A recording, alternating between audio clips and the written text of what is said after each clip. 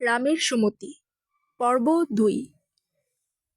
২ দিন পূর্বে এখানেই যে ১ টাকার অধিক আদায় করিয়া লইয়াছিলেন, আজ সে কথা তিনি বিস্মৃত হইলেন।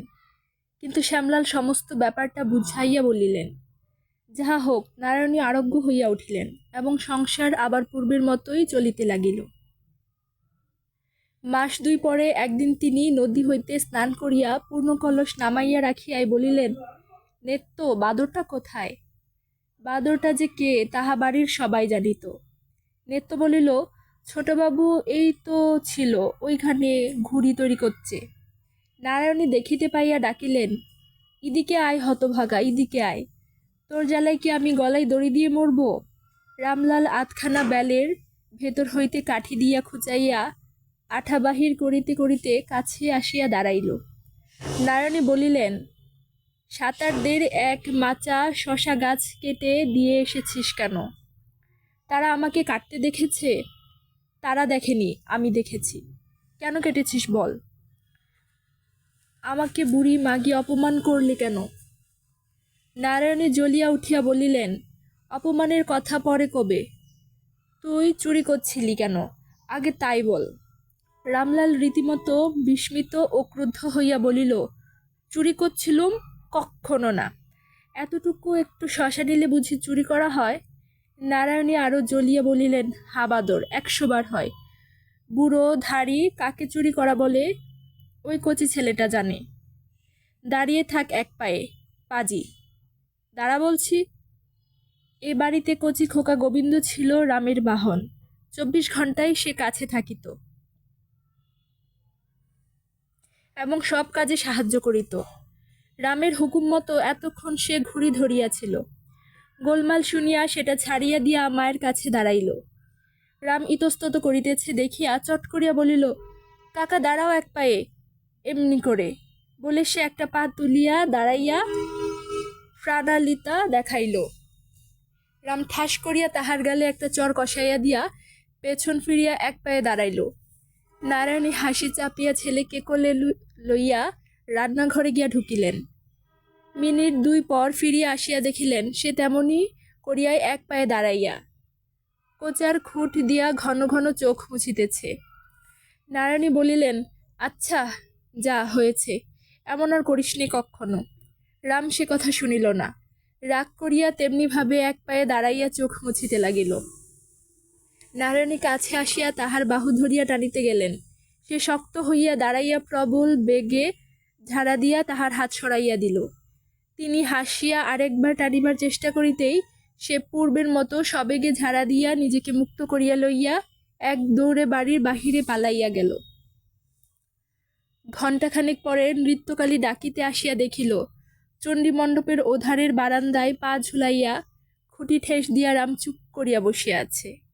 নৃত্যকালী বলিল, স্কুলের সময় হয়নি ছোটবাবু, মা ডাকছেন। রাম জবাব দিল না, যেন শুনিতেই পায় নাই, এভাবেই বসিয়া রইল। নৃত্য সামনে আসিয়া বলিল, মা চান করে খেয়ে নিতে বলছেন। রাম চোখ রাঙাইয়া গর্জিয়া উঠিয়া বলিল, তুই দূর হ। কিন্তু মা কি বলেছেন শুনতে পেয়েছ? না, পাইনি।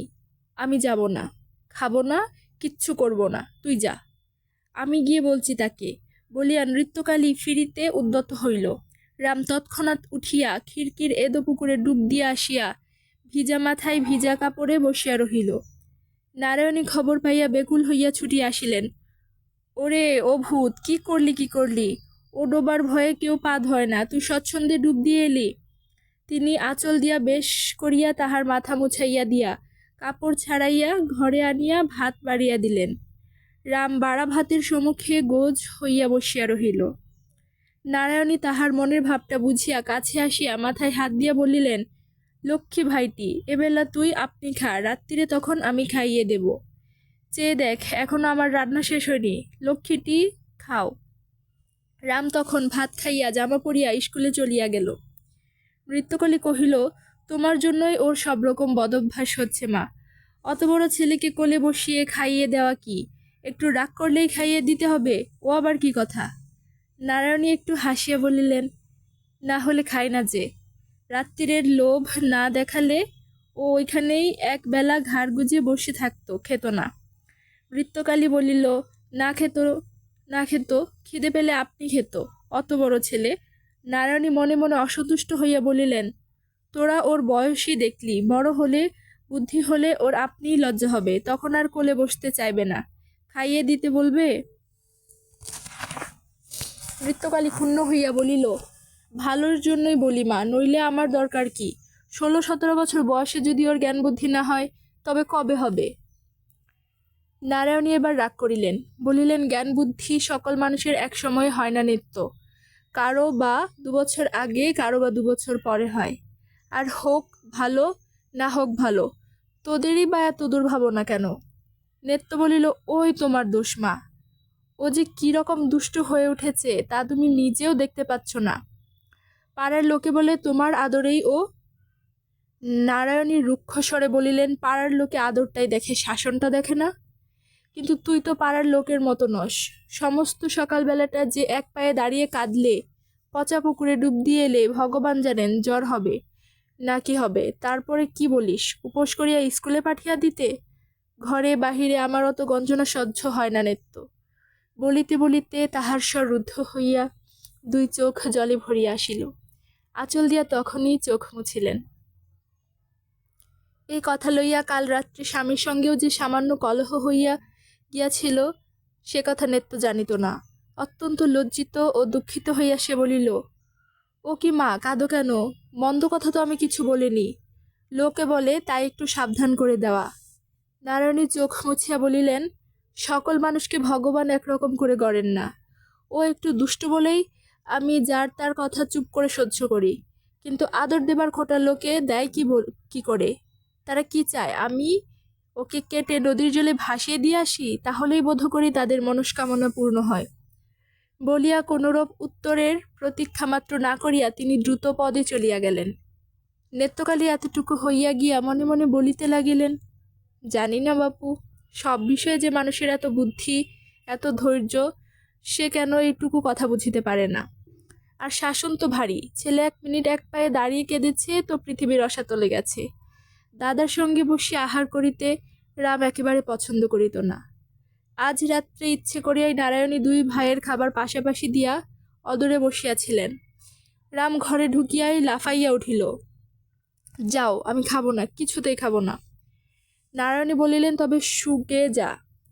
তাহার গম্ভীর কণ্ঠস্বরে রামের লাফানি বন্ধ হইল, কিন্তু সে খাইতে বসিল না, চুপ করিয়া দাঁড়াইয়া রহিল।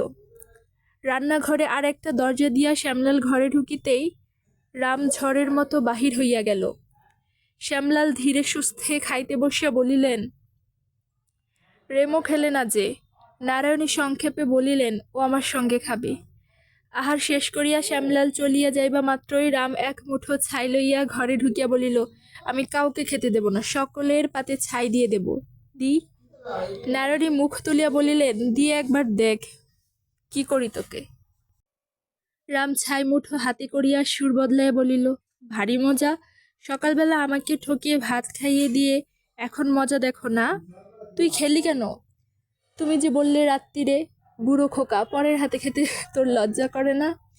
রাম আশ্চর্য হইয়া বলিল, পরের হাত কোথায়? তুমি যে বললে। নারায়ণী আর তর্ক না করিয়া বলিলেন, আচ্ছা যা, ছাই ফেলে দিয়ে হাত ধুয়ে আয়, কিন্তু আর কোনোদিন খেতে চাস না। খাওয়ানো তখনও শেষ হয় নাই। নৃত্যকলি বিনা প্রয়োজনে একবার দরজার সম্মুখ দিয়া ভিতরে দৃষ্টি নিক্ষেপ করিয়া ওদিকের বারান্দায় চলিয়া গেল। নারায়ণী দেখিয়া বলিলেন, রাম, কখনো কি একটু শান্ত হবি নে ভাই? ভগবান কোনোদিন কি তোর এতটুকু সুমতি দেবেন না? লোকের কথা যে আমি আর সহ্য করতে পারিনি। রাম মুখের ভাত গিলিয়া লইয়া বলিল, কে লোক, তার নাম বলো। নারায়ণী নিঃশ্বাস ফেলিয়া বলিলেন, বাস, কে লোক, ওকে তার নাম বলে দেব, তাই না?